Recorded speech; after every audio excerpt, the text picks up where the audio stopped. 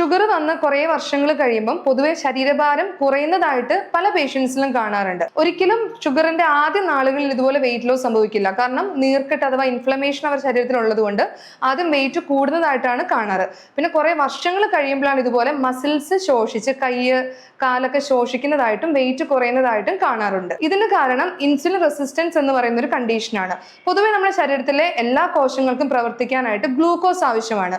Insulin resistance എന്ന് പറയുന്ന ഒരു കണ്ടീഷനിലേക്ക് എത്തിക്കഴിയുമ്പോൾ ഗ്ലൂക്കോസിന് കോശങ്ങളുടെ ഉള്ളിലേക്ക് കടക്കാൻ സാധിക്കാതെ വരും. അപ്പൊ ഈ സമയത്ത് നമ്മുടെ കോശങ്ങൾക്ക് എനർജിക്ക് വേണ്ടി അവർ മസിൽസിന്റെ പ്രോട്ടീനെ ആശ്രയിക്കും. അപ്പൊ മസിൽസിൽ നിന്ന് പ്രോട്ടീൻസ് വലിച്ചെടുത്ത് പതിയെ മസിൽ വേസ്റ്റിംഗ് അഥവാ മസിൽസ് ശോഷിക്കുന്നതാണ് ഈ വെയിറ്റ് ലോസിന്റെ പ്രധാന കാരണം. ഇതിനെ കറക്റ്റ് ചെയ്യാനായിട്ട് പ്രധാനമായിട്ടും ചെയ്യേണ്ടത് ഷുഗറിനെ കൺട്രോളിൽ കൊണ്ടുവരിക എന്നുള്ളതാണ്.